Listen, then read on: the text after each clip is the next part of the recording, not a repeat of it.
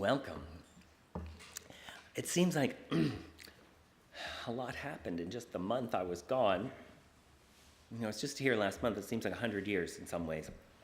And most of that time I was sick with one or two or three things. So I just know that today we're just going to have magnificent healings all over the place. The other thing is a lot of what I talked about last month had ripple effects and repercussions that have been miraculous and wonderful. So we'll get around to some of that too. And the reason I've dressed up today is because this is dress rehearsal. I don't usually dress up, but this is, you know, most of you who have been coming for a while know that I'm leaving on Monday for Italy. So, yes, Monday, and then so this is when I'm going to wear the opera, I think. Because we're going to the opera in Venice to see the Barber of Seville. We're going to all these balls and stuff. I said to John, who has arranged this whole thing, I said, you have more planned for that week than I've done in the last 10 years. It's an awful lot, and a lot of palaces. We're staying in a place that was a palace. We're going to this party at a palace, all these palaces. So just watch your words. Because we have talked here so many times about princes, palaces, and parking spaces. So now I'm just going from palace to palace to palace. But anyhow, this is what I'm going to wear at the opera. I wanted to see what it looked like, so I'll watch the video later. We'll see. Not that anyone's going to be looking at me at the opera, but, you know, I don't want my friend to be embarrassed.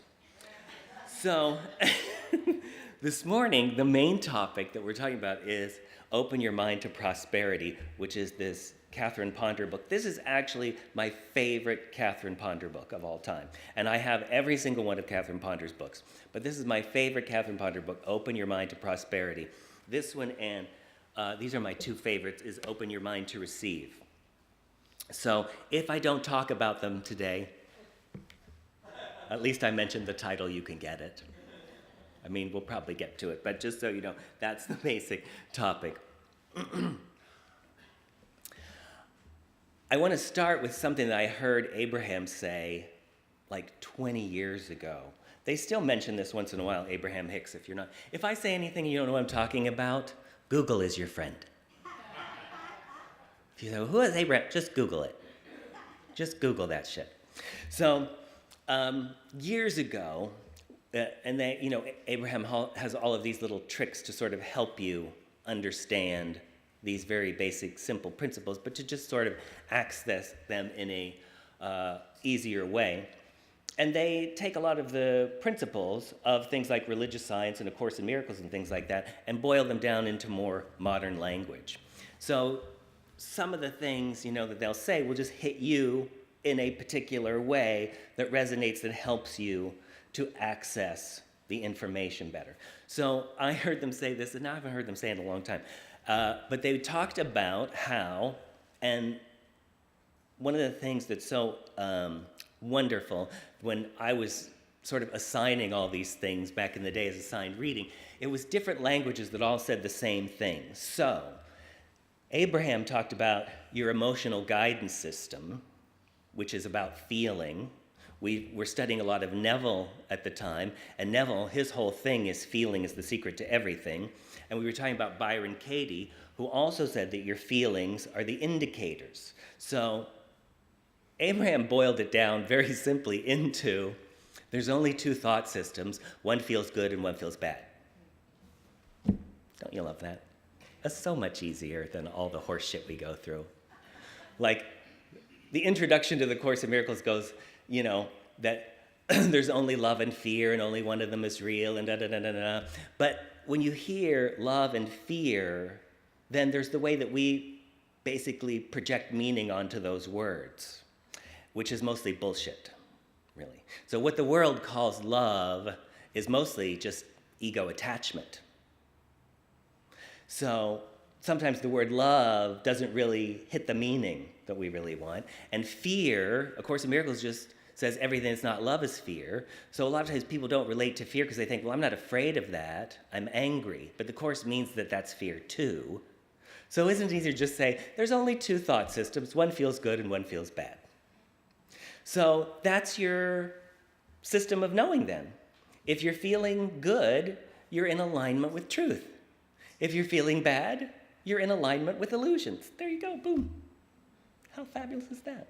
So your feeling then is how you know. So feeling bad then is actually a good thing because it's telling you that you're going in the wrong direction. It's a sign. So Byron Katie said, your stressful thoughts were like an alarm clock waking you up to say, sweetheart, what are you thinking? So when you're angry, when you're upset, when you're feeling something that doesn't feel good, it's an alarm clock. It's a system that basically Abraham calls contrast. So contrast is how you choose. So the way Abraham says it is, when you know what you don't want, you know what you do want. So what does that mean? It means, when do you most focus on health? When you're sick, right? When you're feeling good, you're not really thinking about health that much because you're just feeling good.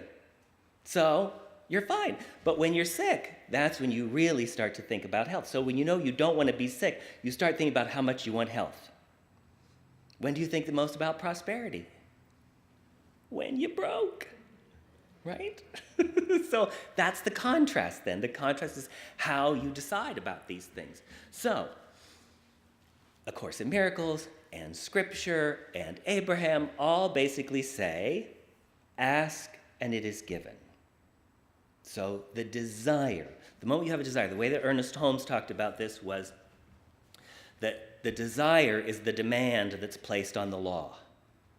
As soon as you want something and you get clear on it, you're activating those spiritual laws, those mental laws, the law of attraction, the laws of mental equivalence, all of those laws are activated by that desire, whatever that desire is.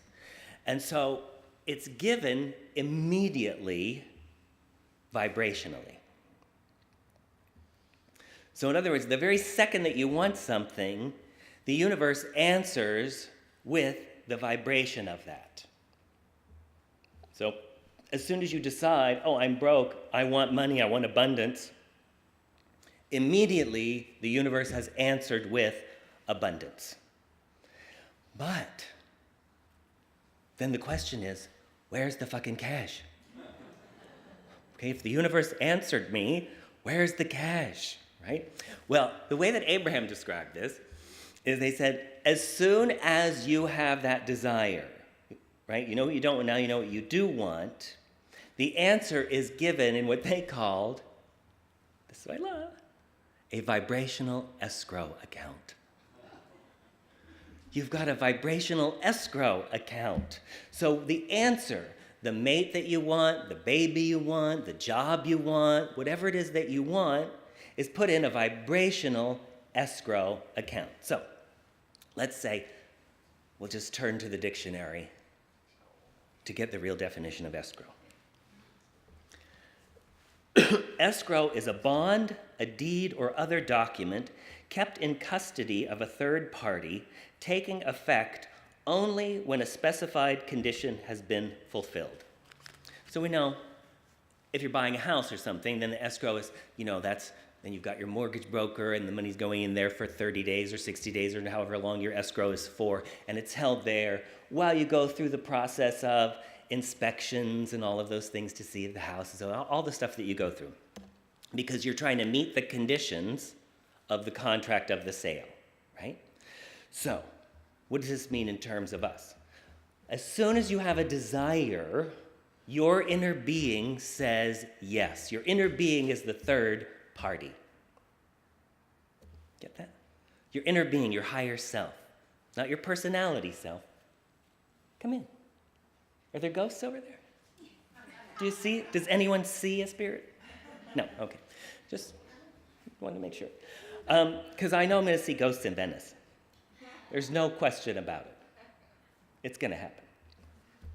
Probably at the opera. So, your inner being is that third party that's holding whatever you want in trust vibrationally. So then our task is to meet the conditions of the contract. What is that? Alignment. It's simple alignment. It is getting in the joy mode, which means that you are no longer denying it. Ernest Holmes called that mental equivalency, that you have to have the mental equivalent of the thing that you desire.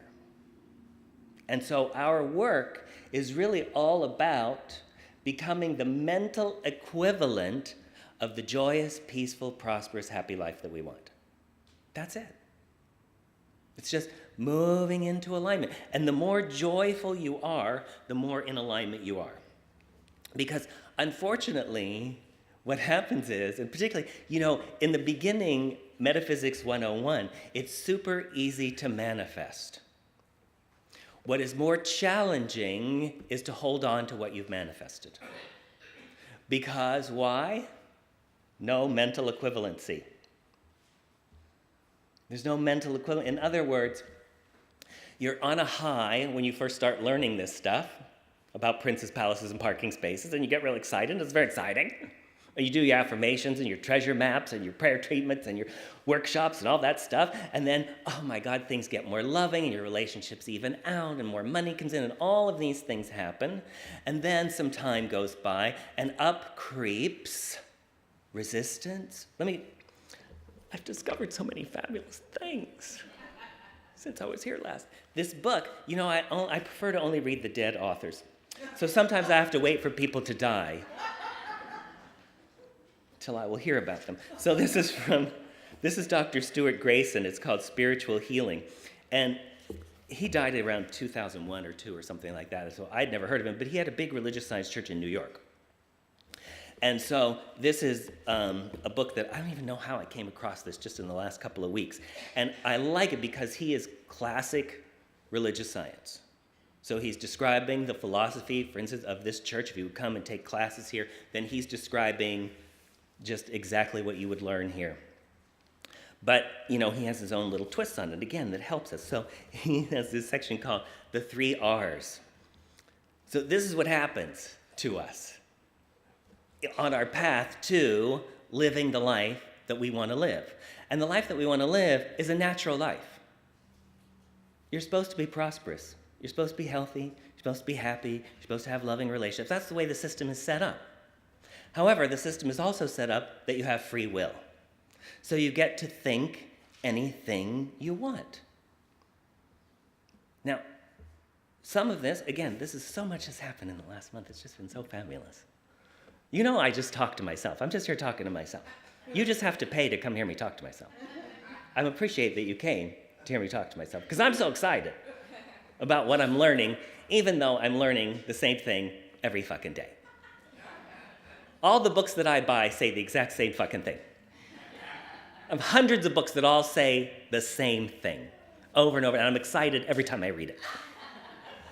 Sometimes, after I have a book for so long and it's overly highlighted, I get rid of it and rebuy the book so I can start highlighting it again.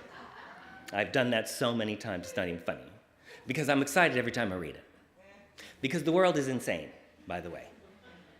So it's not that this stuff is hard, it's that the world is so insane, the culture is so insane, that as soon as you have spent 10 minutes watching television or in a conversation somewhere, it starts to shake your foundation a lot of times. Because all people do is talk bullshit and nonsense. Have you noticed? Right? Now I knew this without knowing literally, but I knew this just from observation, because there's never been a better time to be practicing metaphysics than there is right now, because it's so easily available to us. Like you used to have to, oh my God, you have to take a trip to the Himalayas and climb a mountain and try to find, some monk living in a cave somewhere. Now you just get it on fucking Amazon, the next day. Right? Shit that somebody had to practically die to find out is like, oh, I'll just download it into my iPad. So there's never been a better time to be studying this stuff. But there also has never been a time in history when the voice of the ego has been so loud because of media, because of the immediacy of television and of internet and of all of these things. They can be used either way. So I've been talking about this for years, but something that I heard from one of the people who actually worked with Mark Zuckerberg at Facebook. said, he worked with him for years in this, and he's been sort of blowing the whistle, particularly a lot lately, of saying how it needs to change and they need to do this. And you know, Mark Zuckerberg, if you know this, has just in the last month or so changed some things on Facebook. And the guy said, that is just bullshit. It's not going to help anything. He said, because the way it's set up, and remember we've talked about algorithms and the click stream on your computer and how we have vibrational click streams.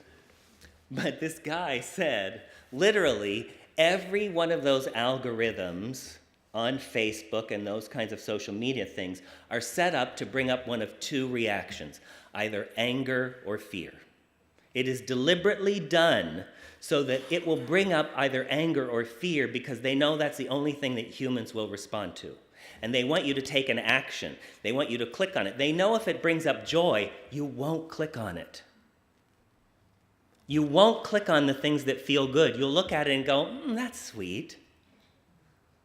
But they know you'll click on something that makes you angry or afraid. They know you will take action if you're angry or afraid.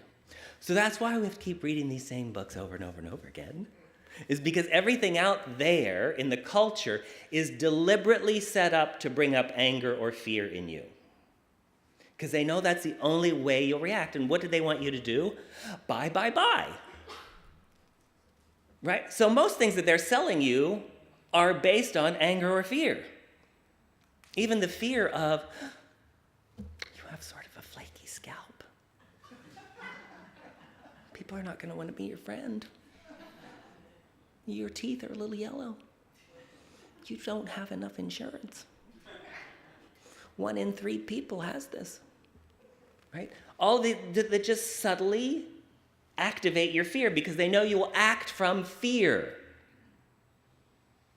So it takes a tremendous discipline and a tremendous effort, certainly in the beginning, to decide that you are going to focus on the positive.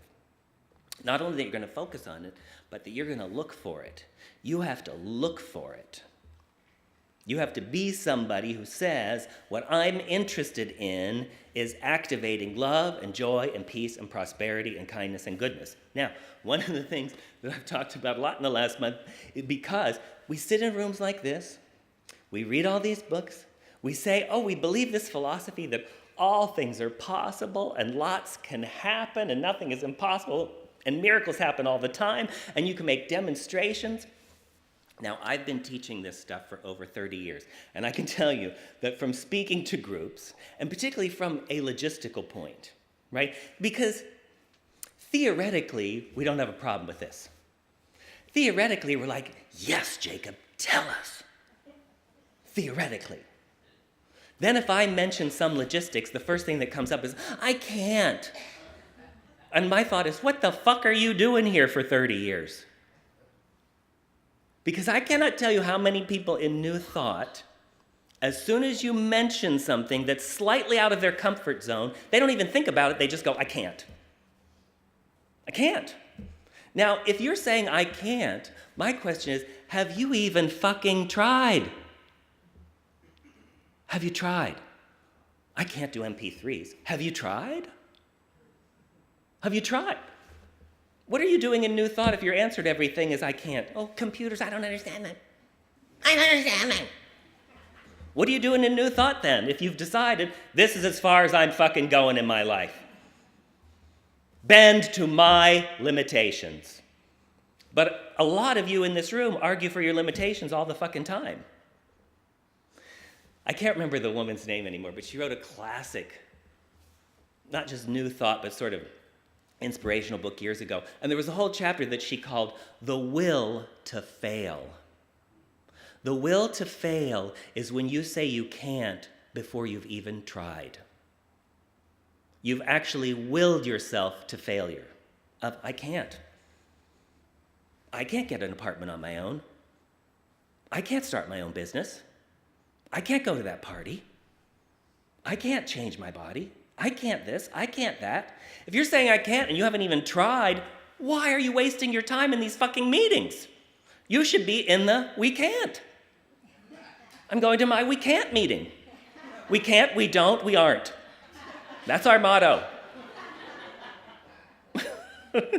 If you're not here in order to expand your life, you're wasting our fucking time and a seat. Everything in New Thought is about the joyous expansion of God as you. The joyous expansion of God as you. So I want you to start looking at where you say, I can't. What you just mean is, I don't want to. I shouldn't have to.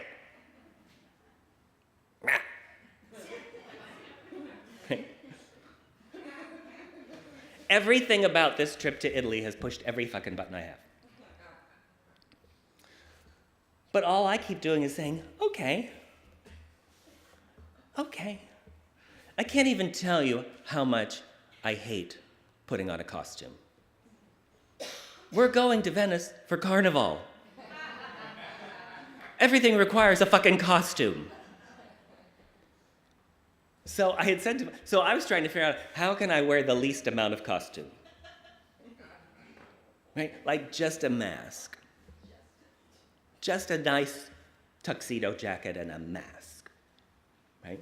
So, but my friend, he wants to go to this ball and that ball, and I could tell that he sort of wanted to do costumes. So I said, okay.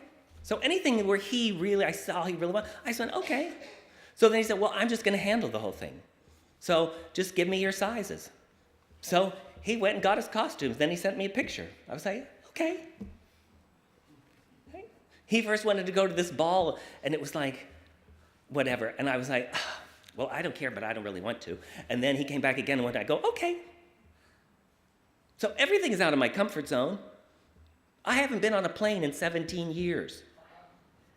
17 years is the last time I'm on a plane, because I still don't know why you would ever leave Southern California. I have no idea why people do that. It doesn't make any sense to me at all. But people do all the time. They're curious about other places, and I'm like, why? But they are. Because to me, I'm like, you could get a video. And in the video, they know all the places to go. You don't have to wander around and wonder if this is the place. It's right there on the video. Right? And literally, I don't think there's any place else in the world that he would have said that I would have gone to. And I had no desire to go to Italy, but this is why, watch your fucking words. For the last 10 years, I've said, I live like the Italians. I've said that so many times in class. I live like the Italians. I take naps every day. I have wine at lunch.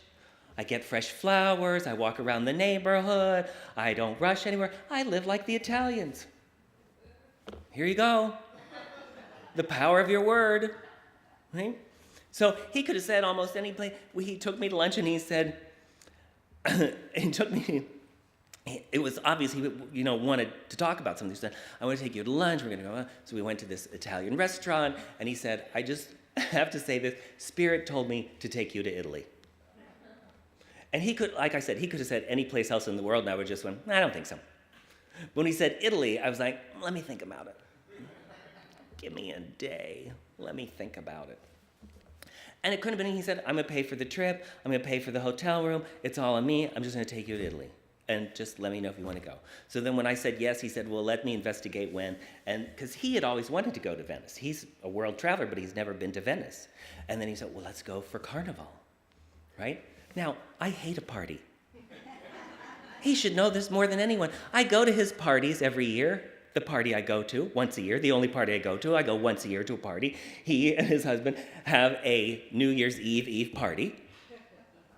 It's walking distance. I just walk over there. I'm the first fucking person there. I stay an hour. I'm the first person to leave. So we're going to Italy to a week-long fucking party in costume where I don't speak the language. I didn't even have any fucking luggage. I had nothing, right? But I knew, see, when you say what you want, right? I want to live in a more expansive life. One of the things that I said so much last year is, I'm in a rut. Anybody ever been in a rut?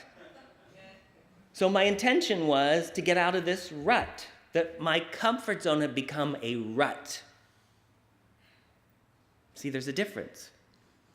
Because I'm someone who likes ritual and I like a schedule. I live the life of a house cat.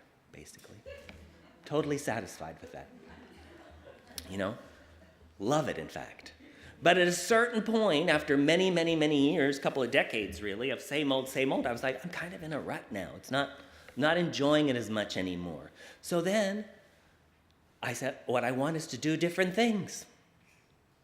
I want to have new adventures and see new things. So then this comes up, and immediately you want to go, I can't because I can't, there's nobody to run the business and to do all these things that need to be done every week. But all of these things, because I didn't say I can't, then you just realize I don't have to know how right now. I just have to be willing. I just have to be willing. That's why you stop saying I can't. You don't even go straight to I can. You just say lots can happen. Let's see.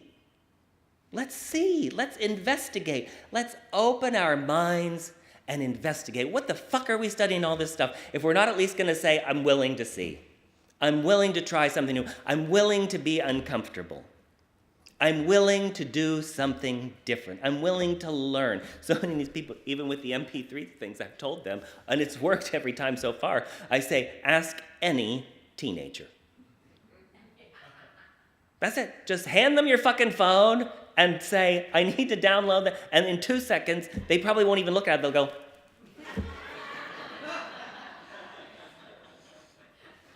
just like that, right? Why don't we have reel-to-reels anymore? Right? It's like, get with the fucking program, right? It's like these CDs, new cars don't even come with CD players in them anymore, right? You probably use an abacus, right? I don't want to use a calculator, I can't. Right? It's like, let the fuck go of the past. There is nothing more dead than the past. This is the story of why Lot's wife turned into a pillar of salt with my CDs. Right? The past is over. This is the line from A Course in Miracles. The past is over. It can touch me not. You've got to keep letting go of the old. Right? Prosperity is not about just taking on and then keeping the old and hoarding. You cannot inhale until you've exhaled. Okay? So this leads us directly into what he calls the 3 R's. The 3 R's are resistance, rejection, and rebellion. Resistance, rejection, and rebellion. This is one of the big aspects of why your treatments aren't working.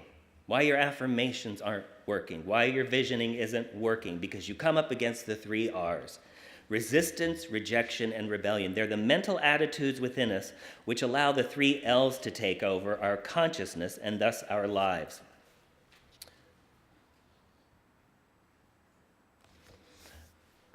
They come from 2 levels. One is the level of civilization or human history. The other is the individual's personal perception. What has been called devils or evil through the millennia is nothing more than an objective projection of internal fear, anxiety about life, and insecurity. It is the negative reasoning relative to not being sustained or maintained as a healthy, happy, integrated individual. It is feeling personally assaulted by all the potential problems of ordinary existence or so-called normal living.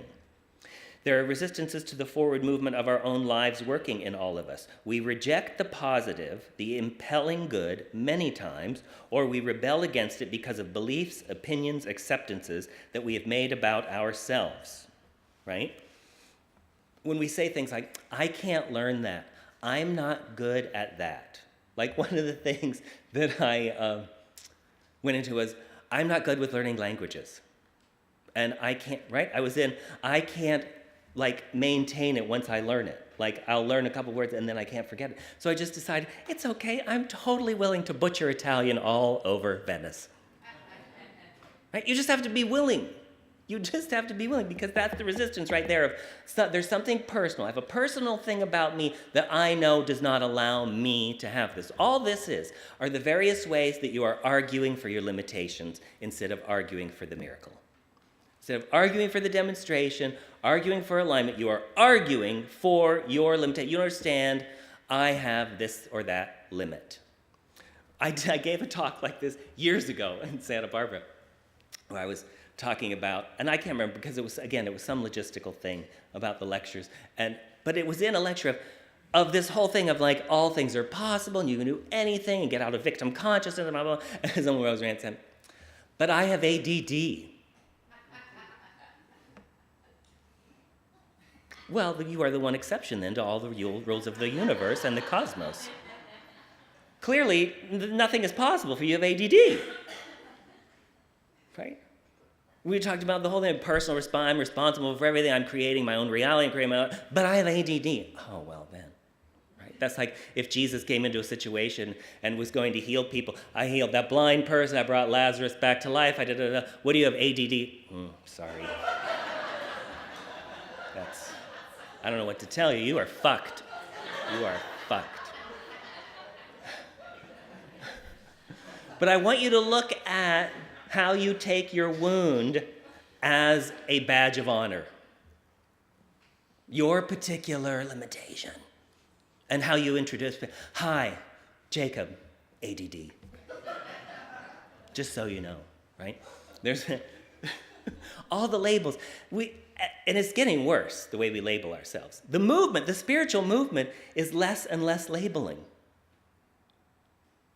The movement of the ego is more and more and more labeling. Right? And you see how the culture is moving towards more and more and more label. I'm this, I'm this, I'm this, I'm this, I'm this. You're none of those fucking things. You are eternal, changeless spirit.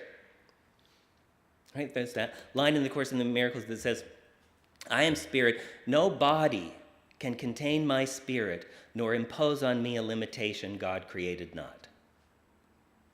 So you can't say, well, but I'm transgendered. Well, but I'm an incest survivor. Well, but you are none of those things. You are not what happened to you. You are not your genitals or your lack of genitals. You're not your sexuality. You're not your color. You're not your past history. You are none of those things. That's just part of the story of this particular incarnation. And if you use them as a way to limit yourself, then eventually you will defend them. You will go to war about them. You don't understand. You have no compassion for my limitation. No. Jesus had no compassion for people's limitations. He said, it's all in your head. Get up, take up your bed, and walk. Right? So you have to admit to yourself, this is what he's saying, this is what you're going to face. You'll start moving in the direction of what you want, and then you have to see, they used to call it, I don't know if they still call it this in New Thought, but when I was going to classes, they called it your turnaround point. Your turnaround point is the place you always turn around. You always get this far, and then you find the reason to turn around. You find the legitimate reason why it wasn't your fault, and you had to turn around. They did it, or you're not smart enough, or you got sick, or whatever it is, that's your turnaround point. So you just keep going to that place when one of these things comes up, right? Your resistance or your rebellion. I shouldn't have to. I shouldn't have to. There are more divorces as a result of I shouldn't have to. Right? Like you know in the relationship if you did this thing, things would smooth right out.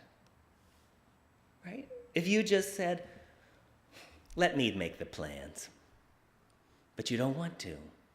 Because I shouldn't have to. I'm always the one that makes the plans. I shouldn't have to. Yeah, but if you do it, it's going to save you like 15 hours and everything's going to go smoothly and you'll be there and back before you know it. I know. But I shouldn't have to. Right? That's the rebellion. The rebellion is, I'm not going to do the thing that I know would work. Yes, I know this. I will give them the satisfaction. Right? I'm not going to make my sister feel good. She has never made me feel good one fucking day in my life.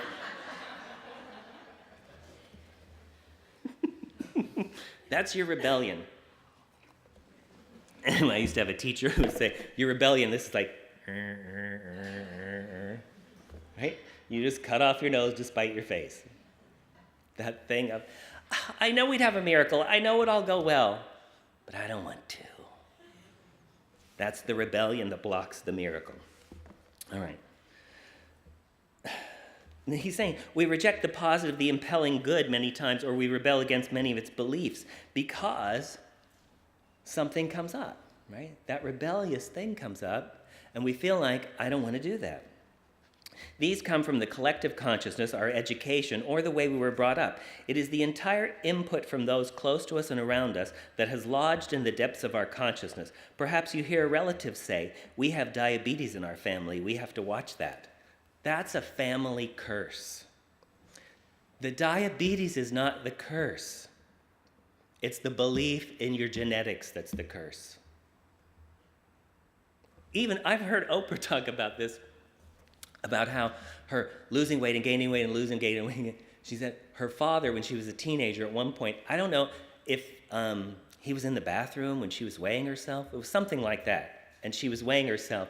And he said to her, you might as well just give it up. The women in your family are thick. That's a family, he put the family curse on her.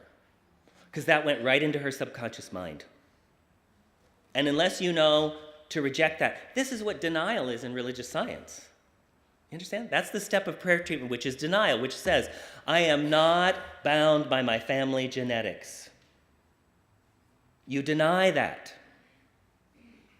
You're liquidating it. You're neutralizing it by saying, I'm not the product of these diseased genetics. I don't have to age the way that my parents did. Right? You break the family curse. Then you affirm the opposite, right? You know what my new affirmation is? My body is falling together more all the time. Because I realized that even though I wasn't saying it out loud, I was thinking to myself recently, my body is falling apart. You don't have to say it out loud. Say it out loud. You just have to think it and believe it. So when I realized I was saying that, then I just turned around and said, my body is falling together more every day. It's falling together. Isn't that wonderful? I'm getting stronger and healthier every day. You have the power to break those family curses, and you have the power to begin a family blessing. You're the one. Say that. I'm the one. No one's coming to save me. I'm the one. That's so exciting because you know where you are all the time. If you're waiting for someone to come save you, where the fuck are they? Right? Sometimes they're in the mood, sometimes they're not. But if it's you, you know right where you are. You can save yourself. Iyanla Vanzant used to do that on the Oprah show. She would have these big, and this was in the early days when she was on every week. And she was teaching women. At that particular time, there was a lot of single women who wanted to meet men. And that was part of the thing, was you've got to stop waiting for some man to come along. You got to save yourself. So she would have them take their hand and go, save yourself. Right? It was like, you're the minister, you're the savior, just save yourself. So you could do that to yourself every now and then. You just save yourself.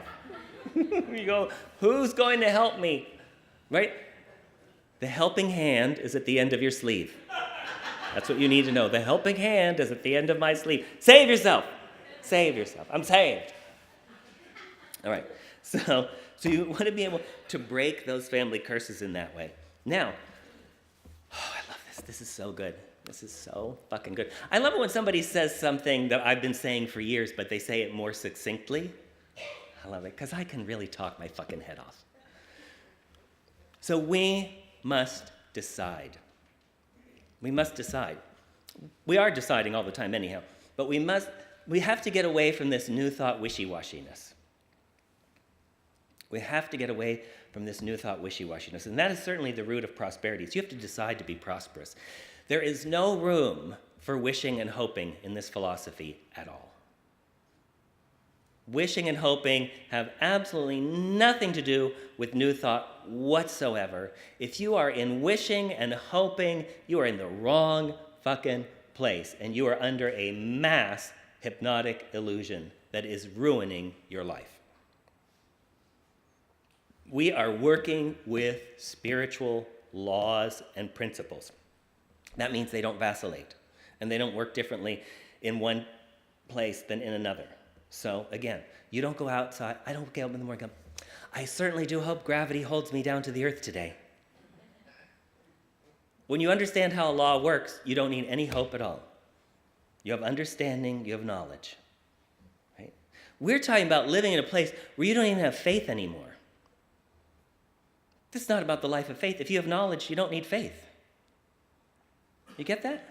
Faith is just a bridge until you have knowledge. You have faith until, in other words, this is the way I always described it. I live in Los Angeles. Now, I go up to Santa Barbara every month to lecture up there. But let's say I've never been there before, and I'm going to drive up, and I ask somebody, how do you get to Santa Barbara? Let's say I have no map and no GPS, so I just ask somebody, how do you get to Santa Barbara? And they say, oh, you just get on the 101, and you just keep driving. And then you'll just run right into Santa Barbara. Like, you just really can't miss it. There'll be signs everywhere, you'll be in Santa Barbara. Now, I have to have faith in that person. I have to trust them and have faith in them. But after I go to Santa Barbara, I don't need to have faith or trust in them anymore. I have knowledge. Now I know, you get on the 101, you go, right? So we want to live in a place where we're not even living by faith anymore. We're just living by knowledge. We just know how this shit works. I would say most everybody in this room already knows that. Then you just second guess yourself for 30, 40, 50 years. Like, you've had demonstration after demonstration after demonstration, and then you still approach it as if, I hope it works. Well, you know it fucking works. You know it fucking works. You know it does. You talk about Italy long enough, guess what's going to happen? You're going to end up in fucking Italy. You talk about palaces long enough, guess what's going to happen? Right? So, what you been talking about? Are you real excited about what's coming based on what you've been talking about? Think it over. Have you been talking about that no good, blah, blah, blah, those rotten, that horrible, what if, oh no? It's on the way for you. It's on the way for you. But since birds of a feather flock together, it will seem like it's happening for everybody. Why? Because you're only meeting other people who are going through what you're going through. Because they are of a like vibration. You want to experience something different. Part of it is hanging out with different people sometimes. That's another part of this resistance. Sometimes you don't want to grow because you know you're going to have to let go of people. Right? I want to have a lot of self-esteem and a lot of confidence and a lot of joy in my life. Well, that means you can't stay in this abusive relationship. Yeah, but I don't know if I can make it without da-da-da-da-da-da. Well, there's your resistance, there's your rebellion, there's all of that what you don't want to let go of in order to activate principle. Right? Okay. So this is where he talks about decision. Until you select, the world is going to select for you. Until you choose, life will choose for you. The collective consciousness of the race, the law of averages, the actuarial table will choose for you if you don't choose. You have not only the ability to choose and to select, but you have the ability to make a rightful demand upon the universe to progress and grow, to achieve your goals, and this law of progress will work, and it will work upon your direction. So this Terry Coenicker used to say, if you don't take care of yourself, someone else will in their way. If you don't take care of yourself, someone else will in their way. So the government will take care of you in its way, right? You end up out on the street, strangers will take care of you in their way. If you don't take care of yourself. What are we talking about taking care of yourself? We're talking about activating principle. Right? We're talking about lining up with your good. We're talking about how we get those things out of escrow. And the way we get them out of escrow is by what we're saying and thinking and doing and aligning with. Right? A lot of it is just knowing it's already there for me. It's on the way. Sometimes it's very generalized statements. It says, things always work out for me. Everything always works out for me. You know, we have a woman who adds easy peasy to it. Everything always works out for me, easy peasy. That's very important. Because you can have a thought system of everything always works out for me after a lot of struggle and hard work and worrying and misery. A lot of people have that. Things always work out for me, but it's hell till we get there. So she added to it, easy peasy. Is that right? Everything always works out for me, easy peasy, lemon squeezy. So I want to read some from this book, Open Your Mind to Prosperity. I love this book. This is so great. Prosperity, I've heard her tell this story before, but I love reading. Prosperity came to all of those who helped with the author's first book. Now, this is a book from 1971, so it's sort of old-fashioned writing. So she calls herself the author. You know how people used to do that? The author. In fact, Catherine Ponder in general is hilarious because it's so old school and because of the way she will say a woman. Who the fuck is this woman? Like, she just, like, some experts. Who the fuck are these experts? Like, you can say, because the reason that I really started to pay attention to this is because I like to watch Ancient Aliens. Does anybody watch Ancient Aliens? Ancient Aliens is on the fucking History Channel. How hilarious is that? On the History Channel. The History Channel has marathons of Ancient Aliens. And so what they say, this is what they say a lot of times on Ancient Aliens. They will say, they say something that's not that far from some experts say, which tells you fucking nothing. You know what I mean? Like, you could say some experts, so they will say ancient alien theorists. They say that all the time like it means something. You know, an ancient alien theorist is that guy with the tin hat, right? Who's like lives in a shopping cart. He's an ancient alien theorist. But they say it like an ancient alien theorist said that blah, blah, blah, blah, blah. So a lot of her stories are like that. A woman said, or some financial experts believe. But anyhow, she refers to herself as the author throughout this. Prosperity came to all those who helped with the author's first book. You can open your mind to prosperity when you realize it pays to do so, right in the face of lack and limitation. I started writing prosperity articles several decades ago when I was living in one room. I felt foolish writing about prosperity, telling other people how to be prosperous when I was living in just one room. But I realized that I must do something to open my mind to prosperity in order to get out of that room.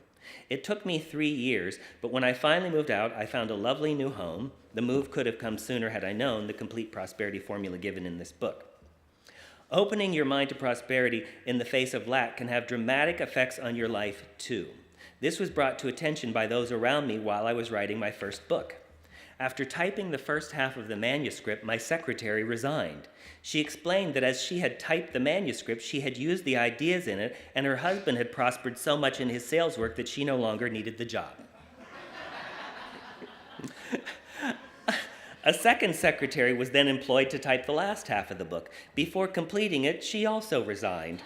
She explained that her husband had been out of work when she took the job, but now he had the finest engineering job of his life, one which would take him to another state. She felt that the ideas in the book had turned the tide. Finally, my housekeeper resigned. She had not seen the book manuscript, but I had explained the laws of prosperity to her while writing about them, chapter by chapter. As she opened her mind to prosperity, she decided to do something she had long wished to do, but had never quite had the courage to become a dressmaker. She said, "I am resigning as your housekeeper." Everything Catherine Ponder says is Southern. You have to understand that. You have to say it like that. "I am resigning as your housekeeper. Now, would you like to hire me as your dressmaker?" She has prospered in that field of work ever since. It was startling to lose 2 secretaries and a housekeeper while writing one book just because they dared to open their minds. But there's more. One day, that book was handed to my New York editor. He was sitting at his desk carefully perusing it when another editor walked into his office and handed him some money.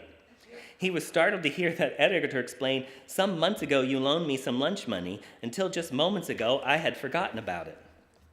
My editor wrote me in triumph. How's that for fast action from the dynamic laws of prosperity? So, it's important to know that when you talk about something, you are activating it. When you talk about something, when you read about something, you are activating it. As soon as we talk about prosperity, prosperity starts to activate in the room. That's why she talks about opening your mind to prosperity, because one of the things that she found, and it's interesting because she wrote The Dynamic Laws of Prosperity in like 1961, and it's not really that much different now, where she said all these people were coming to these seminars because they wanted to prosper, but they felt embarrassed about wanting money. That's why you have to open your mind to prosperity. You've got to let go of the idea that somehow wanting money is unspiritual. I love money. I love hundies. A $100 bill to me is an angel kiss. I love money and I love $100 bills. There's nothing wrong with that because I also love pizza. I love wine. I love lots of things. Why would you be afraid of why would you think it's okay to say, I love this band, I love that concert, I love that TV show, I love that town, but you think if you say I love money, it's like immediately the sign of the devil is on your forehead, right? Like you want to prosper, but you're afraid to want money. Well, what the fuck? Like I went yesterday to the currency exchange to get euros. Oh my God, their money's so pretty. It's so pretty. It's so much, it's just so, they put more, they don't have this stuff on it that we do. You know, our money is very money. Here's the money. We got serious presidents on it. It's all green, and their money's like colorful. It's like happy, and it's like little sets, like play. It's like what money's supposed to be, which is just a form of energy, right? We got to let go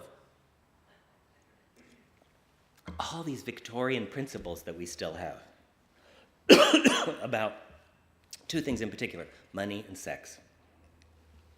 We are so fucked up about money and sex. Two of the most fun things there are. I really wanted to be a prostitute so I could combine them. But I was too picky, and you just can't be picky if you're going to be a whore.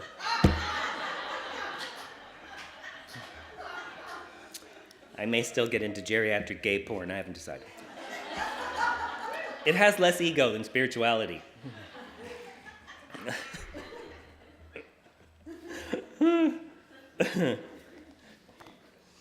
Yeah, that's the thing. That's a thing. Geriatric gay porn. That's a thing. I just made it up, but that's a thing. Okay, so many times I've read to you guys this thing from Raymond Charles Barker from The Signs of Successful Living, and I'm going to read it again, and then we're going to adapt it. This business is God's business, and it is owned, operated, and expanded by divine ideas. The exactly right idea which I need for this day now unfolds in my consciousness. Coming from the divine intelligence, it has within it every lesser idea I need to know. I now let this right idea govern my thinking. I am open and receptive to new angles, new perspectives, and new plans. God, as mind, knows what I need to know, and I am one with all mind, so I now know all that I need to know. So you can use that for everything. So you just change the word business, and you keep all the rest of it the same. This body is God's body, and it is owned, operated, and expanded by divine ideas. This marriage is God's marriage, and it is owned, operated, and expanded by divine ideas. You see? Prosperity is about everything. Prosperity is about money, but it's also about relationships and health and creative ideas and inspiration and love and companionship and homes and everything. So any need that you have, it doesn't matter what the need is. When you say it is God's, what do you mean? It's not some dude in the sky, on a throne, in a cloud, looking down. Right? It is the God of your being. Right? This is the classic steps of prayer treatment in Science of Mind is first just God is. It's just the awareness that God is. It doesn't say what God is. It just says God is. The infinite God is. So when they're teaching you that, they might say mind or life, because a lot of times God just confuses people. So they might say there's just one life, there's just one mind, there's just one beingness. Then the second step is what? You have to join with it. It's not outside of you. It's not that there's one life and I'm trying to get to it. It's I'm one with it. I'm a wave. It's like saying there's one ocean and I'm a wave. That's it.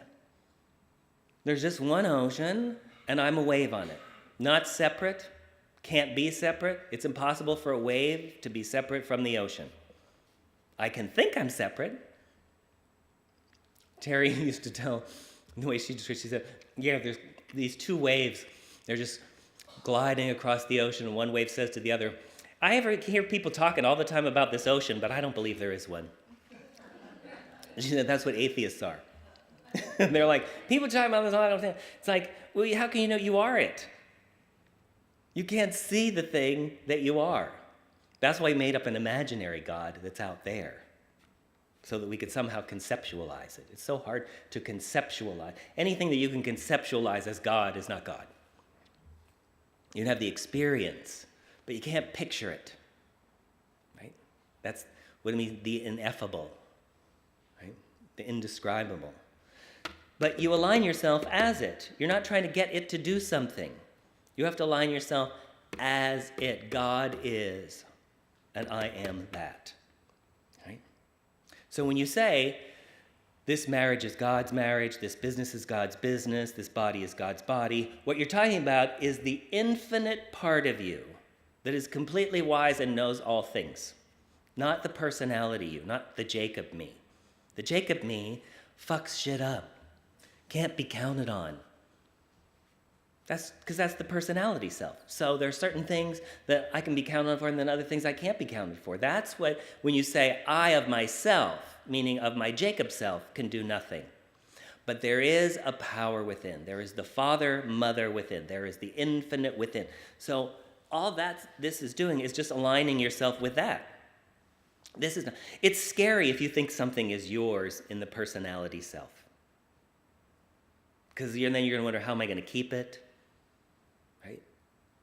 But if you know that it belongs to you, your God self, your infinite self, then you can relax, because it doesn't even matter if it comes or goes. It doesn't make any difference if it comes or goes, because you know you have an infinite supply. So whatever goes, something else is coming in. In and out, in and out, in and out. So I was teaching a class online last week, and somebody was asking about the mudslides in Santa Barbara. But you could be asking about anything. You could be asking about the hurricanes here, the fires there, the tornadoes here, and that this is there, and that that's there. And from a human standpoint, you're always going to be upset. From the human standpoint, you're always going to be upset. But from your eternal standpoint, you're not upset. That's how you can gauge your spiritual maturity, Joel Goldsmith said, is when you are less and less upset about the appearances in the world. Well, we can go back to Buddha. That's what Buddha said. Buddha basically said, you suffer because you want no mudslides in a mudslide world. That's why you suffer. You want no hurricanes in a hurricane world. That's why you suffer, because you're trying to find permanence in shit that is impermanent. You want a house that you'll have forever in a world of disappearing houses. Right? Houses that burn up, houses that flood, houses that a tornado take away, right? It's all this trying to forever grab hold of something and make it permanent. We even put that in our marriage. Promise me you'll be with me no matter how miserable we get. I mean, that's what the marriage vows say. Better, worse, rich, poor, no matter how much we fucking hate each other by the end, you're here. Swear to it in front of everyone. Right? It's insane at that level of like a contract. Then I will always have someone to go to the movies with for the rest of my life. Right? This is limitation. Right? Then once you get spiritually involved, you're fucked anyhow. Because when you say you want to grow, all that stuff goes out the window. Because you say, oh, I want to expand in my joyous expansion. So now the person that is contractually bound to you, that made sure you would never go to the movies alone again, says, I'm working every night now. Now your plan is ruined. What I call Jacob's plan for salvation. You have one too. You have Vanessa's plan for salvation, right? Everybody has your plan for salvation. This is how I'm going to set things up so the future unfolds exactly in the way in which I am never upset. Right? Everybody's going to do what I want them to do. I'm not going to like that's how the mind thinks peace and joy and happiness comes. Right? That's why the Buddha said, you're miserable because you're trying to do that and it can't be done. Cannot be done. If you want the absolute perfect mate, I can tell you this is just the easiest thing in the world to do. You just go out and get one of those dolls that's totally your physical type. Just whatever is your absolute physical type, you get one of those dolls and you bring it home and then you set it up with a recorder so that it says what you need it to say, which 9 times out of 10 would just be, you know what, you're right. Right? Mostly that would be like heaven for most people. It's just your absolute physical type who no matter what you say, they go, you know what, you're right. I had a friend in Santa Barbara who every year on her birthday, besides whatever I bought her, her gift was that all day long, no matter what she said, I would go, you know, you're right. That was her favorite day of the fucking year. Like, she just lived for that. Like, she just couldn't wait for birthday because all day long, I would go, you know what, you are right. Because that's what the ego wants to hear. It just wants to hear all the time, you know, you're right. They don't know what they're talking about. You are right. Right? All right. Oh, my God. One of the things that someone sent to me that was great as I was getting ready for this trip and everything, she sent me an affirmation that says, people present their best selves to me everywhere I go. That's your affirmation now too. People present their best selves to me everywhere I go. Because what that means is you are literally invoking the best out of them. You are literally calling forth the best from other people by expecting it. This is particularly important if you're going somewhere where you don't like the people. Like home. Like shit like that. You know?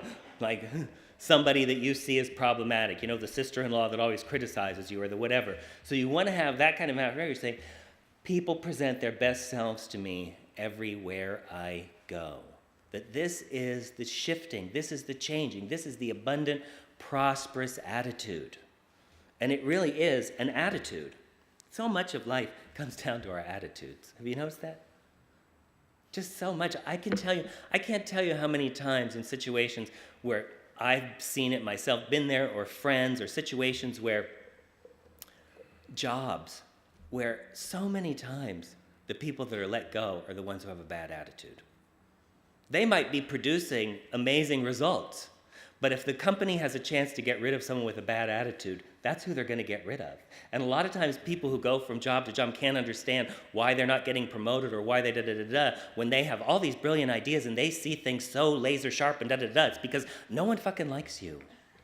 Okay, I'm sorry. Nobody likes you or wants your good fucking advice. They see you as an enormous pain in the ass.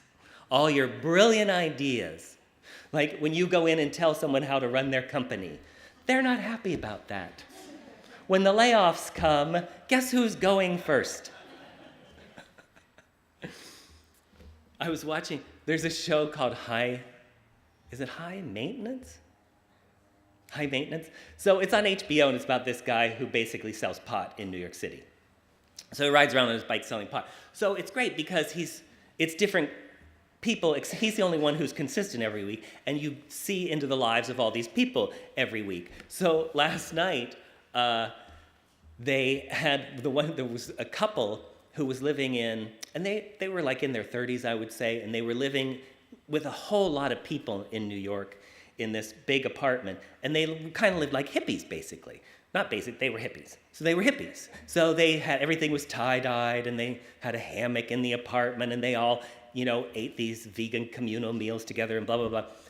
Well, early on in the show, the woman gets a phone call that she's won one of these lotteries for where you get cheap apartments in New York. So they're like these expensive high-rise buildings where a certain percentage of the apartments are given to people through a lottery system who couldn't afford them. So they were getting this fabulous one-bedroom apartment for $850 a month. But in a building where everybody else was probably paying $5,000, $6,000, $7,000 a month or something like that. So they got to move in. But if you're part of that lottery system, then you don't get to use all of the amenities in the building. So you get the apartment, but you don't get to use the gym or the jacuzzi or the rooftop, da-da-da-da-da. So from the second that she got there, all she did was cause problems trying to get all these other amenities. So she stole somebody's key fob access and all this stuff. So she's starting all these fights. And it was so funny because I know so many people like that, where she just had a toxic, fucked up attitude that instead of being grateful for this, instead of being like, we can live here the rest of our fucking lives for $850 a month, her husband's an artist, now he can get this thing and do all this stuff. And instead of gratitude, it was all about, it's unequal, how's come it's not, we should be able to do this too. It was her toxic fucking attitude, but her attitude was consistently, I'm right. Anyone else here right? Right? Right? And it does not make the people around you happy. I can just guarantee you, it does not make the people around you happy when your attitude is, I'm right all the time. So to start to look at, as we talked about last month, what's the energy that I'm bringing into a situation? With all this spirituality that we talk about all the time, what's the energy I'm actually bringing into the situation? So we talked about the woman in Santa Barbara who came into the Unity Sanctuary eating her oatmeal. She had literally a bowl and silverware from home, sitting in the sanctuary, eating oatmeal and drinking a cup of coffee, walking past a sign that said, thank you for not eating or drinking in our sanctuary. And so we talked about that. And she wrote me that we read the letter last month of her saying, I didn't realize that I was being disrespectful to the group and how often I'm disrespectful in general. I think I'm this enlightened spiritual person, but I'm disrespectful all the time because I think I shouldn't have to, that doesn't apply to me, I'm a free spirit. You get this a lot in these spiritual groups. People who are real fucking rude and disrespectful because they say, I'm a renegade, I'm a free spirit, I don't play by those rules, da-da-da-da-da-da. And they're basically dishonoring other people all the fucking time. And then they wonder why their spirituality isn't the way it is in the books. So we talked, and she copped to that. She said, I realize now what I was doing, and thank you for bringing it up. And so it was a wonderful experience. So I had read that. Well, then I got an email that I posted on Facebook and on my blog of a woman from Ireland who watches me on YouTube. And she saw the video of me talking about that, and she said, I live in Ireland, and my father and I, every Friday, go to this pub. He comes and picks me up, and we go to this pub, and we watch soccer and have tea. And she said, you were saying in this talk about, not being mindful and being rude and all this stuff, and he said, you talked about us, we say we want support, but then we make it hard for people to support us. So one of the things that I said was, if you ask someone to take you to the airport, when they get there, be ready to go. When they arrive at your house, don't say let me start packing. Be fucking ready, have your bags be ready to go. That's the kind, honorable, it's fucking help me help you. Don't ask me to help you and then be resistant to the help. Be ready to be helped. So she said, what I realized was, that my father would come pick me up, and I would wait inside the house until he pulled up front and called me on the phone to say that he was there. And she said, I realized that was rude. Why don't you just go wait up front for him? You know when he's coming. You know when he's going to be here. He's here at the same time every time. Why don't you go out and meet him out there? And she said, the thing is, now here's where, this is because we talked about this too, is if you're really going to do this shit, you have to start to be honest with yourself. And she said, and I knew inside, I knew all along that it bothered him that I wasn't ready. See, we act like we don't know that shit. We'll even deny it in a fight. I didn't know that. And inside you're like, I fucking knew that. Fucking knew that all the time. Part of why I was doing it was just to poke you with a fucking stick. Why? Because I love you. You're my dear daddy. Poke, poke. Right? Let's not act like we don't do shit like that. That makes our lives worse. Okay? So she said, and I kind of realized that it kind of, so she said, after I saw that, I decided to do it. And I went out, and I was out at the end of the lane when he came. And she said, he noticed right away. He said, what's different? Why are you here? And she said, well, I heard this lecture by this guy who blah, blah, blah, blah. And he said, it really did bother me that you, and he said, I knew, like I would say, she knows I'm going to be here. Why every week I have to wait and I have to sit here and I have to call her and then wait for her to put her coat and get her shoes on and come out here. And it did bother me. And thank you for changing. And thank you. And so he said, did you tell this guy, you know? And she goes, I don't know Jacob like that. I just watch his, I live in Ireland. I just watch his YouTube. And she said, now every week when I get in the car, he'd ask me, did you tell that guy? So she said, this is why I'm writing you now. Because he keeps asking me, did you tell that guy? But do you understand how that little shift in willingness, that shift away from I shouldn't have to or I don't want to, those shifts in attitude, that shift away from rebelliousness, that shift away from resistance, that shift away from I can't, I don't want to, I shouldn't have to, it's too hard, it's too late for me, I can't change now, I'm too damaged, I've tried 1,000,000 times, all that bullshit we tell ourselves. That the willingness to move past, that's the prosperous attitude. The abundant prosperous attitude is I can, I am, I will, I do. I can, I am, I will, I do. I tell myself that every morning now. Every single morning when I get up, I say, I can, I am, I will, I do. I got that from, I can't remember her name now. I can never remember. That's a terrible affirmation. I remember her name all the time now. Her name is in my mind at all times. Anyhow, she's an actress. And she's really like tough. And I can't remember what I saw her in because she was in these action movies and stuff. So I saw her on some interview show, not in an actual movie. But she was talking about how when she was growing up, that her father, and you wouldn't know this, like if you hear her interview, she just seems really tough and really like, you know. But she said when she was growing up, her father was a very positive person, and he would make her say that every morning when she got out of bed. That she had to say, I can, I am, I will, I do. And you can look at her life now and see where that's her attitude, basically, is that she does not limit herself. Like, you know, again, when I was talking earlier about, we've talked about this a lot, that the law of attraction that we learn in these books is one thing. But what's really the most dominant to me and powerful law of attraction is not what we're attracting into our experience, but what we are attracted to. It's what we're attracted to, what Christian Northrup calls negative pleasure. Reading about scandal, finding guilt in other people, when you're attracted to that, when you get up in the morning, you can't wait to log on and find out what that no-good son of a bitch did yesterday. That's negative pleasure that is cutting off your prosperity and abundance and health. It's not doing anything to that person, it's doing it to you. You are at the effect of your thoughts. You are at the effect of your consciousness, not somebody else. They're at the effect of their thoughts and their consciousness. Right? So you have to start to admit, what am I attracted to? So then if you decide, I want to be prosperous, you have to start studying prosperity instead of studying the Dow is down. You have to stop studying how many of my friends are unemployed now. You have to stop studying I'm on a fixed income. You got to stop studying that shit. You got to study prosperity. And you've got to stop believing shit that you hear until you've investigated it. Now I love Meryl Streep, but she's just a salesperson. She's selling her fucking movie. Yeah, I know she's an artist, but she's out there selling her fucking movie. And like all those people, she's going to say whatever the fuck she has to to sell that movie. It's part of the contract.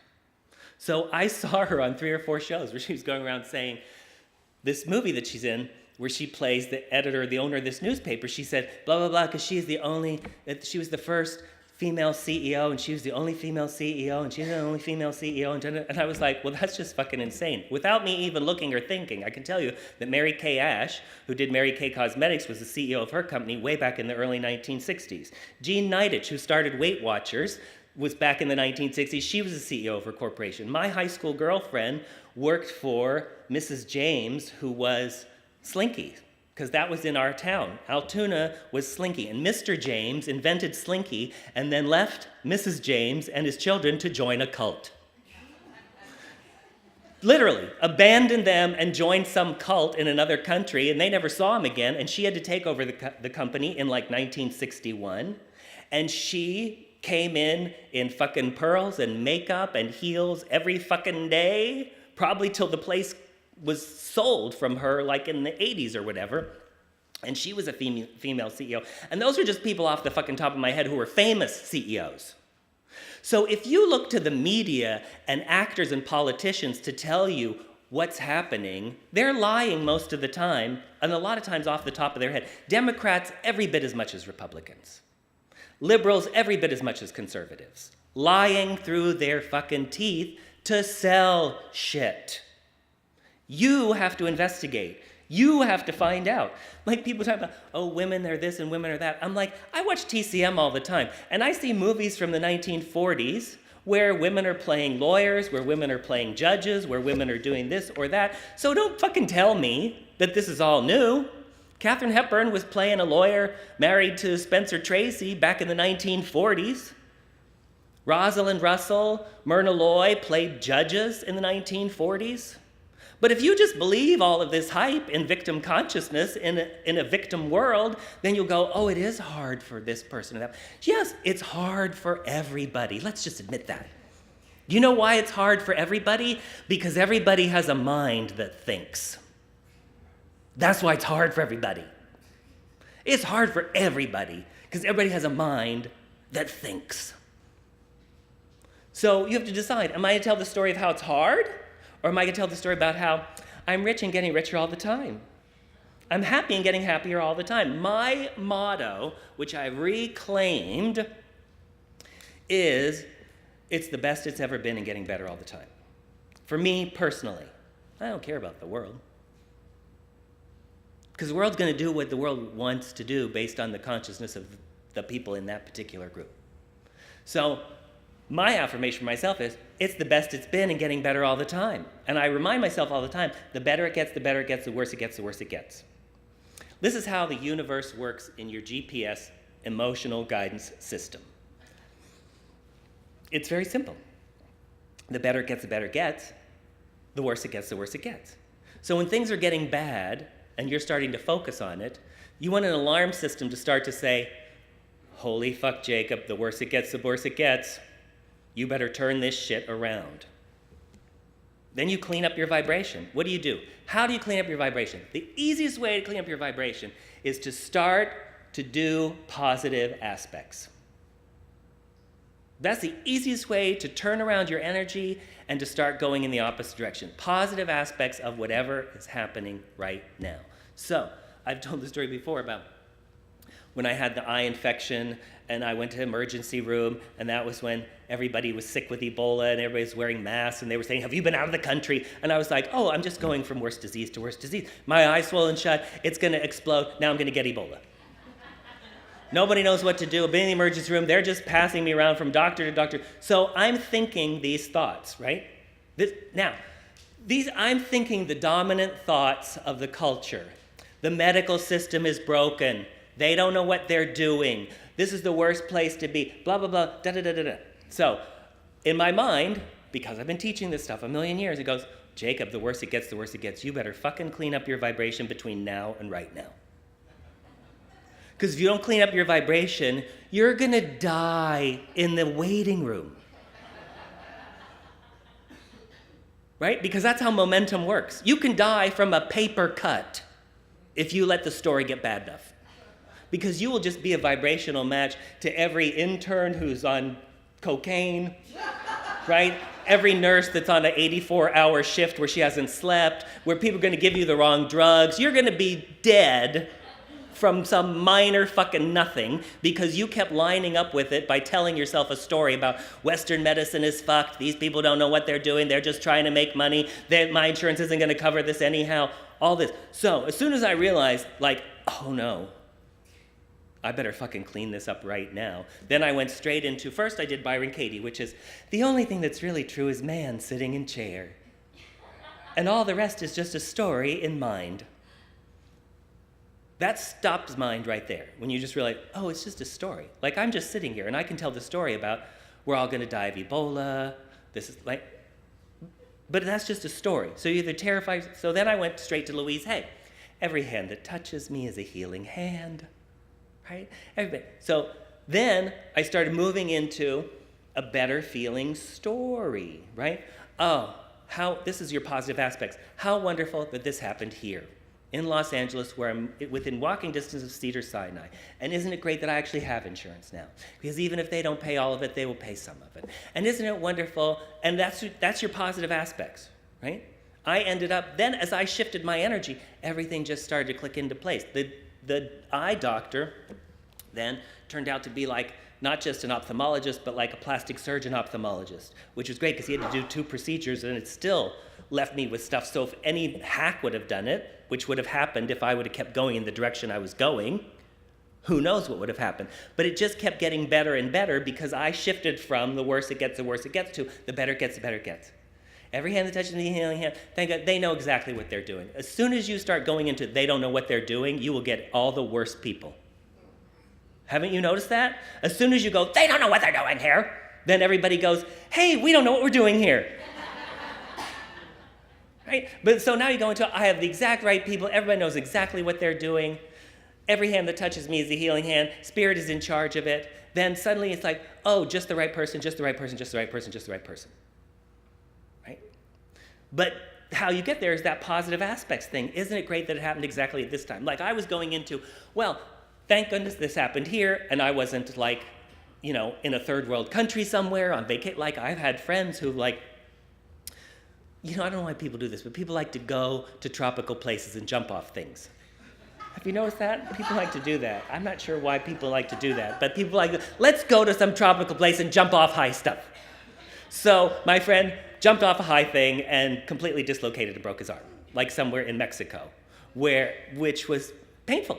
So, and it just turned into a nightmare, and then he got it sort of fixed, and then he came back here, but he's a very sharp, I'm right person. So it went on and on and on for months. So because I had that in my head when all this was happening, I was like, well, thank God it's not like Johnny. I'm not like in Mexico where I don't know anybody and I couldn't find a dog. I'm like, it happened right here within blocks of, you understand what it means to focus on the positive aspect? You find whatever scraps there are to start to beat that instead of beating, I can't believe this is happening to me. Of course it would happen right now. This is always what happens to me.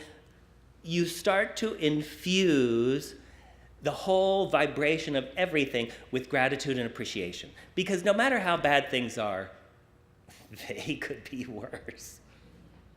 You know what I'm saying? Like, no matter how fucking bad things are, they could be worse.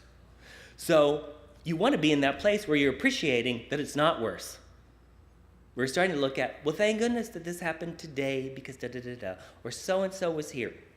That starts to shift your energy into that place of, from out of limitation into prosperity, right? I can't tell. When I first started this prosperity stuff, I was at a place where my sort of amplifying gratitude and appreciation was about, I have money to eat today.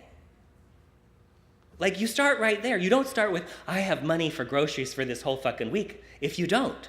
So you start with, see, it's interesting. Just the wisdom of Scripture so often is, give us this day our daily bread. Right? And when the Israelites were wandering in the desert, they got manna that day. That's all they got. And they were told, don't fucking hoard the manna. What did they do? Hoard the manna. What happened when they hoarded the manna? It rotted and had maggots in it. Because you're not supposed to hoard your good. So the idea of, I have this today. I used to pay my rent and then immediately start worrying about next month's rent.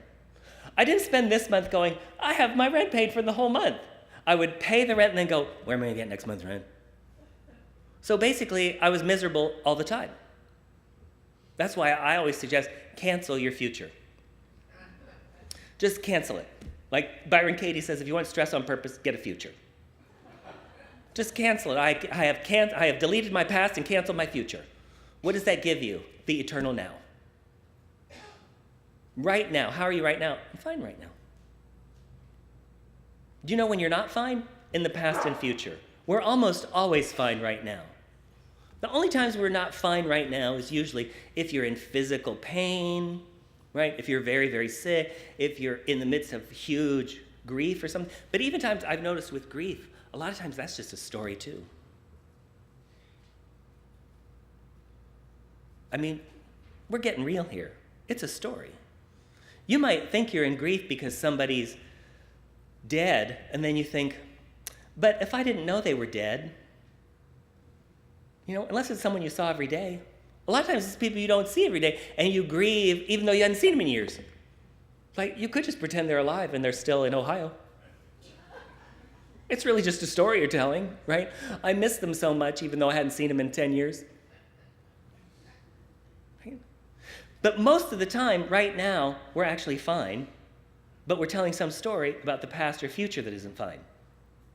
So, if you're going to tell any story about the past or future, focus on the positive aspects. Threw away time thinking about what I had lost at times. And I thought, how's come you're not thinking about what you gained? Have you ever noticed that? How many times do you think about what you lost instead of what you gained? Well, I lost that relationship, I lost that friend, I lost that opportunity, I lost that da-da-da-da. And particularly, I know way more dead people than live people in terms of bodies. So I focus a lot on those losses. And then I think, but with Jacob, every time you focus on those losses, you're not thinking about all the friends you've gained during that time. You think of all the friends you've lost in 10 years, but why don't you ever think about the friends you've gained in those 10 years? Because that's not sad. Right? We have to admit how we're drawn to sadness. Because we think it makes us deep. No, it makes you stupid. It doesn't make you deep. Being drawn to sadness and darkness and drama does not make you deep. It makes you stupid because you realize, I'm doing this to myself. How is that smart? I've decided to suffer today. I believe I will think of all the people I've lost. Perhaps I'll make a list. This suicide, cancer, AIDS, da-da-da. You could just easily be saying, like, this new friend, and this new friend, and this new adventure, and this relationship. But we're always just sort of, that's why the scripture says the light came into the world, but men preferred darkness. We have to look and stop preferring darkness. A woman came up to me one time in Los Angeles after she'd been coming for quite a while, and we were talking about this, and she came up to me and she said, I guess I'm going to have to stop listening to Amy Winehouse. It's like, you think? Like, but I like my sad drama music. Well, that's okay once in a while, but you have to realize how music affects you. You have to think about how music is affected. I really want to be happy. Put on Amy Winehouse. That doesn't make any sense. I have almost nothing but happy music now. It's hard to find in contemporary music. Most songs are unhappy. 99% of songs are unhappy. Some loss, some drama, some anger, some da-da-da-da-da. So I listen to a lot of Frank Sinatra. Do you ever listen to Frank Sinatra? Lots of happy. On the sunny side of the street, the best is yet to come. Right? There's just song after song that makes you happy. So you have to decide, I want to be happy. I want to be joyful. That's why I watch lots of TCM. Lots of old movies, and I watch lots of comedies. Because I want to feel good. I want to shift my vibration. I want to be in a prosperous mindset. But you have to open yourself to prosperity. Prosperity is not something you get. It's not something that you make happen. It's something you align yourself with. It's something you open yourself up to. I am open to receive. And then you have to look and see, am I easy to contribute to? Are you? Are you easy to contribute to, or is it hard to give to you? Fess up. This is something to think about. Do I make it difficult for people to contribute to me? One of the ways you can make it difficult for people to contribute to you is to withhold what you want. I didn't mean to shock you, Joel. Do you know what I'm saying? Is like, a lot of times people be, well, they should know. If they really love me, they would know what I want. Or, like, if somebody that's real close to you doesn't remember your birthday, fucking remind them. Do you know what I'm saying? Like, do the math, okay? Instead of like, well, we'll see if they remember. And I can just throw another log on the resentment fire.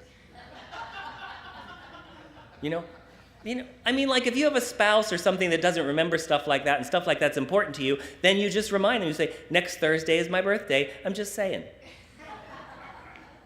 Next Thursday is my birthday. I'm not going to wait and see if you remember because you don't care about birthdays, so you don't remember stuff like that. It's important to me. I'm reminding you next Thursday is my birthday. Next Tuesday is our anniversary. Christmas is coming. You don't make demands. It's not like I demand that you have this, but you set people up to win instead of setting people up to fail by withholding. You know, I've said this so many times. I should stop saying it, but I can't because it's just if there's one person who hears, it's just worth it, even though it annoys the fuck out of some people. Ask for what you want. Ask for what you want. Do not fucking hint. Ask directly and specifically for exactly what you want. You don't demand it. You're not threatening. You're just saying it. And then they're allowed to say yes or no. So many times people think they've asked something and they've not asked anything. First of all, if there's not a question mark at the end, you didn't ask jack shit. You've only asked something if there's a question mark at the end. Otherwise, you've just made some stupid statement. If you march into the room and say, I need help next Saturday, you haven't asked a goddamn thing. The people are going, I hope that goes okay for you. You haven't asked them anything. Asking them is, next Saturday at 10 o'clock, would you help me carry that trunk downstairs from the attic? Then you've asked. Otherwise, you haven't asked anything. You've just announced something, or you've hinted. I sure have a lot of work to do today. It's gonna take me all day to clean up that garage. Sure could use some help. You haven't asked any fucking thing. Nothing. A request ends with a question mark. Would you, will you, can you, and then say, between this time and this time. And then you're in negotiations. They can say, yes, I can, or maybe I can do it Tuesday, or I could do it at 11:30, I could do this, right? Make it easy for people to help you. Make it easy for people to contribute to you, instead of whining about how no one ever does, or thinking, why don't people ever offer? You know, I spent so many years, like, practicing tithing. I tithe to my teachers all the time, and then I think, how come no one ever tithes to me? I don't understand why no one ever tithes to me.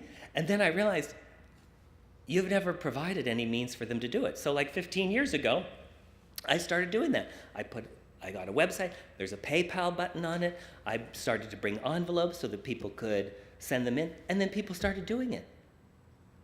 Duh. You have to help people to help you. You know, you say, wonder why I never go on dates. I wonder why I never go on dates. Do you ever ask anybody? No. That might be part of it then, right? I wonder why they never promote me at work. Have you ever asked for a promotion? No, but I'm the best person here. Well, fuck you, they don't care. They're just thrilled that you're the best person here working at that lowly rate, right? So go in and ask for what you want. They can always say no. I know situations where somebody, a boss or a maid or someone has said, please tell me what you want. Please tell me what you want. And months go by and they still haven't told them what they want. Like they're saying, you tell me what you want in order to tell me the salary you want, the days you want to work, the benefits you want, and months go by and they still haven't gotten back to them. They're still mind-fucking themselves in their head of, I want to ask in exactly the right way. They are not trusting their source. They're trusting their own thinking manipulations. Well, knowing how this person is, I need to ask on a Tuesday. And if the moon is full. Because they're in Aquarius, it needs to be this, and I have to do that, and I'll make sure that I wear that thing, and I have to check and see if they're in a good mood first, and see if they've eaten breakfast, because if they haven't eaten breakfast, then for sure they're going to say no. Like, fuck you. You're out of your mind.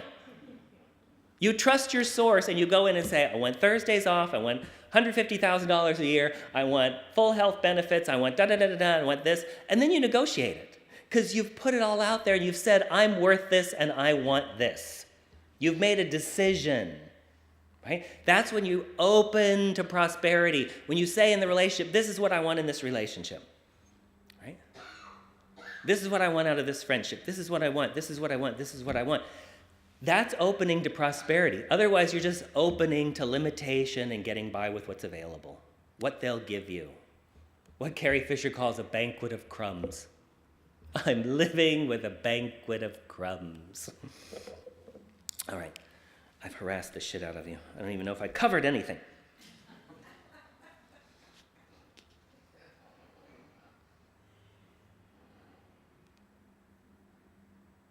So I want to remind you again what we talked about last month. Start tracking your good. How many people have been tracking their good? 2 people. I have such a powerful influence. I cannot even believe how I sway you people. So you start to track whatever your good is. You create a space for, I have it right here.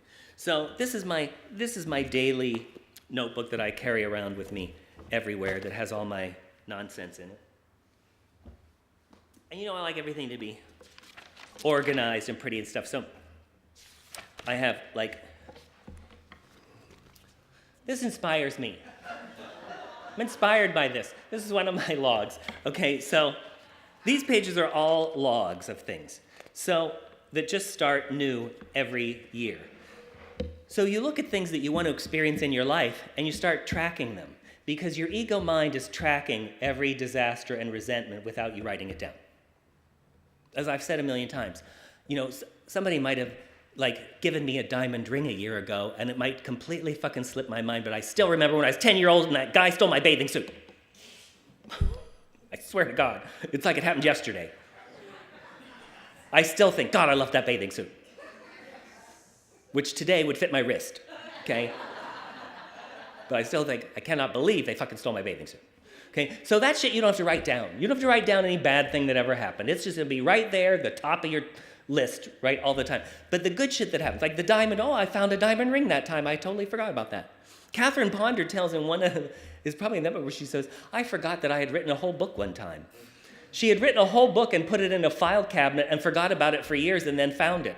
And she said, you'd think you couldn't forget that you wrote a whole book. But she did. She forgot that that's just how our mind operates a lot of the time. So you need to start tracking your good.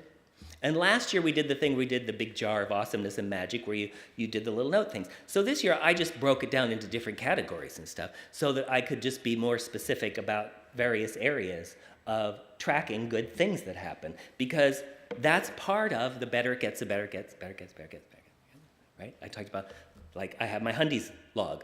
So every time someone gives me a $100 bill, I mark that down. Well, since I started doing that, I get $100 bills all the fucking time now. People send me $100 bills in the mail because they want to be on the list. They want their name on the list. Put my name on the list. Right? So you just write down, sincere compliments that you've been given. Or I have one down for when I get laid. Because if I don't have a list, it doesn't happen. You have to create a vacuum. The universe wants you to create a vacuum. And a vacuum is a list. So you can be like job promotions. You can be whatever it is. If you start to create a list and you start tracking it, then the universe will start filling it in because you're tuned into that station. When you turn on that station, that's what they play on that station. When you play the station of, I'm not enough and I never will be, that's the only songs they play. right? Miserable me, poor, poor, pitiful me, right? I mean, it's interesting to me sometimes when you see the lives of a lot of these singers who sing all these sad songs tend to have tragic ends. What would it be like if you were using the vibration of your voice every day of your life to sing tragedy? Your word is your law. Doesn't matter if you mean it or not. If you're repeating it all the time, all the time, all the time, guess what? Guess what's going to be reflected in your world? Frank Sinatra lived a nice, long fucking time. Seemed to be having a good time, like pretty much right up till the end. There's just certain people who do. I mean, what's the point of living a really nice, long, miserable life? Man, he stayed around a long, horrible time. Miserable every day. But there are lots of people like that. They're hanging on to the very last minute. But that's not, see, our thing is happy, healthy, happy, healthy, happy, healthy, dead. No decline. Just happy, healthy, happy, healthy, happy, healthy, dead. Right? You know, because, you know, I've talked before about being a metaphysician and a hypochondriac. It's hard. It's a lot of push and pull.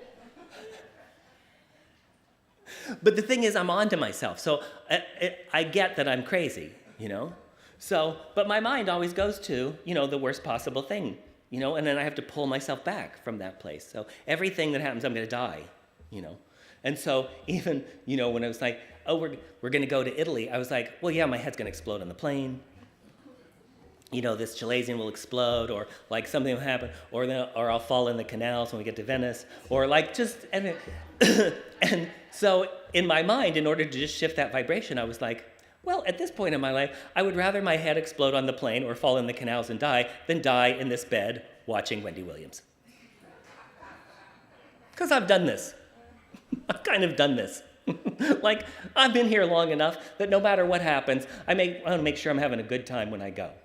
Even if all the most dire predictions that you hear all the time are happening, whether politically, if we're going to have concentration camps and bombs are going to fall and the ozone layer is going to burn up in the next 20 minutes and every fucking possible thing could go wrong, actually is happening and goes wrong, I'm going to party right up until the last fucking second.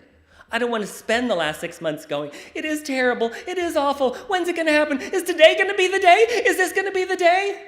No. I want to be having pizza and wine like every other fucking day, maybe sucking some dick. Because that's my petting the cat. When Abraham says, pet the cat, you know, just to feel good, then just whatever it is for you, you just fill in the blanks of whatever it is that feels good to you. Don't you want to be doing that on the last day? Exactly.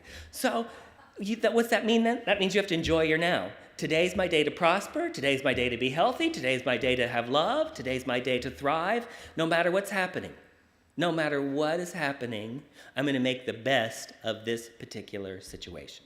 Even when I don't feel good, I'm going to make the best of whatever does feel good. Have you noticed when you're not feeling good, all your attention goes to the thing that's not feeling good? I know this because I have spent like the last month not feeling very good. So part of the mental musculature is to start focusing on how there's this 5% thing that feels bad and this 95% that feels good. Maybe I'll start talking about the 95% that feels good.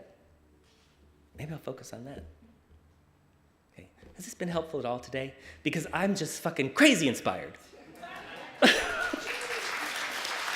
I'm ready to go to Italy. All right.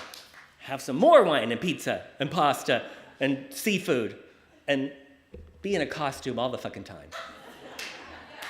I'm going to Instagram all this shit. So you go to my Instagram account. I'm going to be Instagramming from the time we get in the Uber to go to the airport. I'll be Instagramming for a fucking week of just all the nonsense and craziness that we're doing. And he's all got it on an Excel spreadsheet. Holy shit, I love that stuff. Color-coded. Oh, we're going to this ball, and then we're going to this thing, and then we're doing this, and then we're doing this. So, Travels with Jacob. Travels with Jacob. All right, let's do a prayer. Once again, we close our eyes, take a deep breath. Again, relaxing into that stream of well-being. the infinite source, the one mind, the one life, the one presence in which we live and move and have our being. We could no more be separate from it than a sunbeam can be separate from the sun. We are that thing, that infinite, loving, intelligent thing, which is life. And as life, we now know the power of our intention and our thought and our word, our vibration, our consciousness, and it is one of great abundance and prosperity in all that is good. It is ever increasing health and vitality, clarity of mind, peace and comfort in the body, in the mind, in the spirit, in the heart, that our lives are unfolding in beautiful ways, in joyous ways, that we grow joyously now instead of through pain and struggle, that we are willing to see just how great our lives can get. We are willing to see just how much this infinite spirit can move through us, giving us creative ideas and opportunities, money, love, kindness. What else? What are you aligning with this morning?